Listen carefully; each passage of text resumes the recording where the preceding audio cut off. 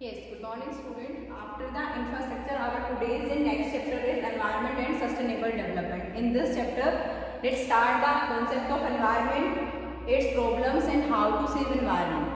So first of all, our today's first topic is what is environment. जो environment है वो होता क्या है. अगर हम environment की बात करें, आप सब लोगों ने सुना हुआ है word environment. But what is environment? Environment means our surroundings. हमारे चारों तरफ की जो भी चीजें हैं वो सब क्या है? एनवायरमेंट है. इट मीन्स जनरली हम ये चीज कह सकते हैं कि environment includes all the elements which can affect the our life. कोई भी ऐसे एलिमेंट्स जो हमारी लाइफ को अफेक्ट करते हैं या किसी भी चीज को अफेक्ट करते हैं वो सब क्या है?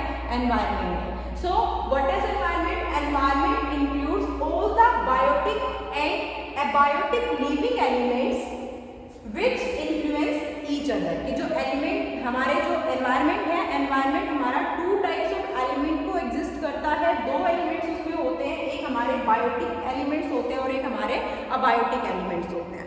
अब सबसे पहले हम बात करते हैं कि what are the biotic elements. Biotic elements कौन से होते हैं? Biotic elements means living beings. जो बायोटिक एलिमेंट्स होते हैं वो हमारे कौन से होते हैं? लिविंग बींग्स होते हैं. It means like plants, animals, humans, birds, जो भी हमारे लिविंग बीइंग्स हैं, जो भी हमारी ऐसी चीजें हैं जो लिविंग फॉर्म में है, जिनको सांस लेने की रिक्वायरमेंट होती है, सर्वाइवल के लिए फूड की रिक्वायरमेंट होती है, तो वो सब हमारे क्या है? बायोटिक एलिमेंट्स होते हैं. On the other hand abiotic elements. Abiotic elements means ऐसे एलिमेंट जो नॉन लिविंग फॉर्म में होते हैं. नॉन लिविंग मीन्स कि जिनको लाइफ सर्वाइव के लिए फूड की रिक्वायरमेंट नहीं है, वाटर की रिक्वायरमेंट नहीं है, सांस लेने की रिक्वायरमेंट नहीं है, वो सारे हमारे कौन से होते हैं? नॉन अबायोटिक या फिर नॉन लिविंग एलिमेंट्स. तो जो एनवायरमेंट होता है, environment living beings as well as non living beings दोनों को अपने अंदर इंक्लूड करता है. इसमें हम लिविंग बीइंग्स को भी इंक्लूड करते हैं एज वेल एज आपके जो नॉन लिविंग बीइंग्स होते हैं उसको भी इंक्लूड करते हैं. लाइक आपका एयर हो गया, वाटर हो गया, लैंड हो गया, ये सारे हमारे क्या है? नॉन लिविंग बीइंग्स हैं जो हमारे अबायोटिक एलिमेंट्स होते हैं. तो जब भी हम एनवायरमेंट को डिफाइन करेंगे तो अगर हम इसके एक इक्वेशन बनाते हैं, so environment is equal to biotic element plus abiotic element. जो एनवायरमेंट होता है वो क्या होता है? Biotic element plus abiotic elements होता है. इसमें हम biotic as well as abiotic elements दोनों को इंक्लूड करते हैं और दोनों मिलाकर जो भी हमारा बनता है उसको हम क्या कहते हैं? एनवायरमेंट कहते हैं. और ये जितने भी एलिमेंट्स हैं, चाहे वो बायोटिक एलिमेंट्स है या फिर अबायोटिक एलिमेंट्स है, ये सारे के सारे क्या करते हैं? एक दूसरे को अफेक्ट करते हैं, एक दूसरे की लाइफ में इनका पूरा अफेक्ट करता है. क्लियर? बिकॉज जो भी हमारे बायोटिक एलिमेंट्स हैं, जो भी हमारे ऐसे एलिमेंट्स हैं जो लिविंग फॉर्म में हैं, उनको अपनी लाइफ को सर्वाइव करने के लिए कहीं ना कहीं जो अबायोटिक एलिमेंट्स हैं, जो नॉन लिविंग एलिमेंट्स हैं, उन पे डिपेंड रहना पड़ता है. तो उसके लिए क्या होता है? जैसे अगर हम एनिमल्स की बात करते हैं, ह्यूमंस की बात करते हैं, एज वेल एज अगर हम प्लांट्स की बात करते हैं, क्या हमारे बायोटिक एलिमेंट्स हैं. तो इनको लाइफ सर्वाइव करने के लिए, इनको जिंदा रहने के लिए, जीवित रहने के लिए किस पे डिपेंड होना पड़ता है? एयर, वाटर एंड लैंड पे. These are the abiotic elements. So ये क्या है? एक दूसरे के कॉम्प्लीमेंट्री है. कॉम्प्लीमेंट्री मतलब कि जो भी हमारे बायोटिक एलिमेंट्स हैं वो विदाउट अबायोटिक एलिमेंट्स नहीं रह सकते हैं. विदाउट अबायोटिक एलिमेंट्स उनका कोई भी सर्वाइवल नहीं है. जब तक अबायोटिक एलिमेंट्स प्रेजेंट नहीं होंगे एनवायरनमेंट में, तब तक हमारे बायोटिक एलिमेंट सर्वाइव नहीं कर सकते हैं. So what is environment? Environment is a summation of biotic element as well as non abiotic element which affect each others life. जो हमारा एनवायरनमेंट है वो बायोटिक लिविंग बीइंग्स का और नॉन लिविंग बीइंग्स का एक कॉम्बिनेशन होता है, जो सारे एक दूसरे पे क्या होते हैं? डिपेंड होते हैं. सबको एक दूसरे का अफेक्शन देखना पड़ता है, सबका एक दूसरे के ऊपर प्रभाव पड़ता है. क्या होता है? आपका एनवायरनमेंट होता है. Clear? Now next topic is importance of environment. How environment is important for all the elements, biotic as well as abiotic. First one is that environment supplies resources. कि जो एनवायरनमेंट है वो रिसोर्सेज की supply करता है. It means कि जो भी रिसोर्सेज हमें चाहिए, जिस भी लाइक अगर हम प्रोडक्शन प्रोसेस कर रहे हैं तो प्रोडक्शन प्रोसेस में अगर हमें फर्नीचर बनाना है तो फर्नीचर के लिए हमें किसकी रिक्वायरमेंट पड़ेगी? वुड की रिक्वायरमेंट पड़ेगी. एंड वुड हमें कहाँ से प्रोवाइड होती है?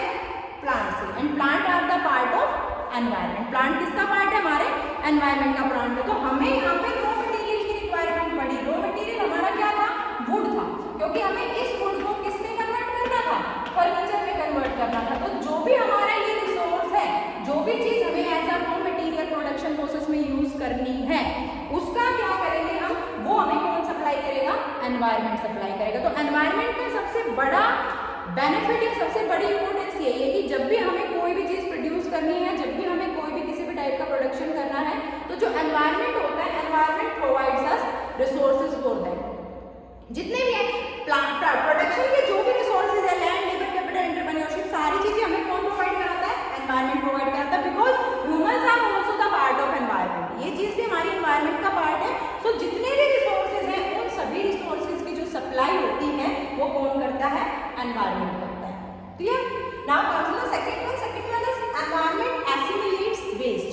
एसिमिलेट्स का मतलब होता है सोखना, कि जो एनवायरनमेंट होता है वो जितनी भी वेस्ट होती है, जितना भी हमारा कोई भी वेस्ट है, वो सब एनवायरनमेंट क्या कर लेता है? एसिमिलेट कर लेता है, सोख लेता है। जो भी प्रोडक्शन प्रोसेस के दौरान वेस्टेज निकलता है, गंदा पानी निकलता है, रॉ मटेरियल के स्क्रैप्स निकलते हैं, जो भी चीजें निकलते हैं, वो सब जो एनवायरनमेंट है वो अपने अंदर क्या कर लेता है?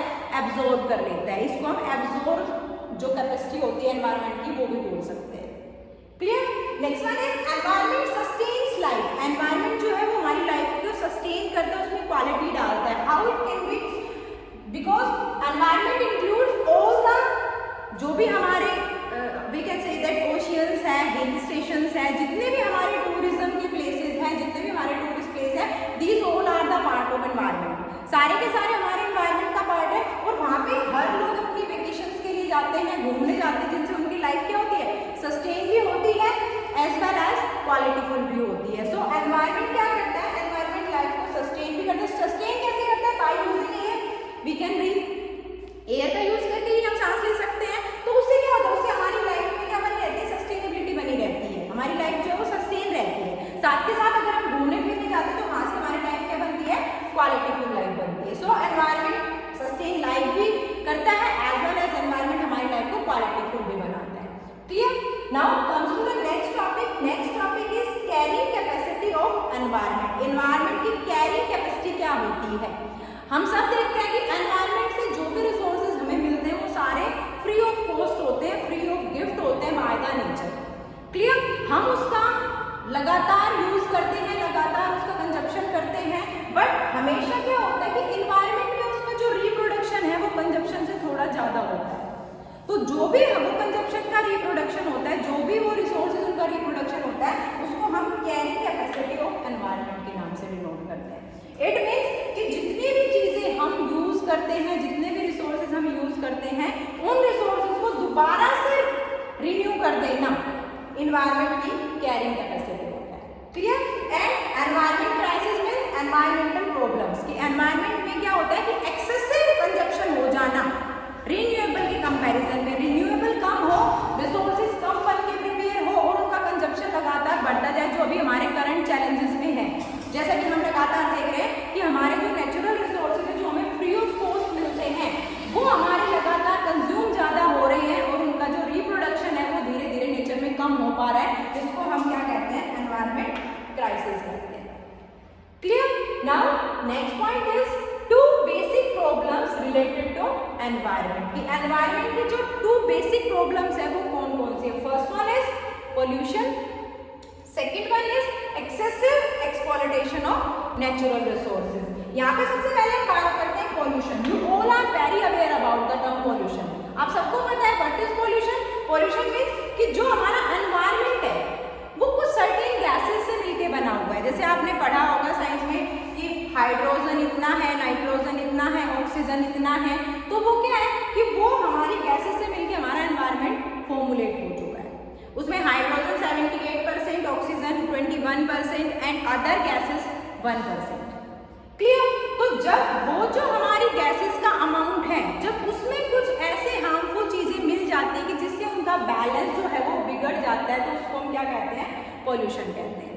क्लियर? जैसे मैंने आपको बताया कि एनवायरनमेंट कुछ गैसेस से मिलकर बना है और हर गैस का अपना एक सर्टेन परसेंटेज उसमें इंक्लूड है। तो जब उन गैसेस में कुछ हार्मफुल ऐसी चीजें मिल जाती है जिनसे उसमें इम्बैलेंस आ जाता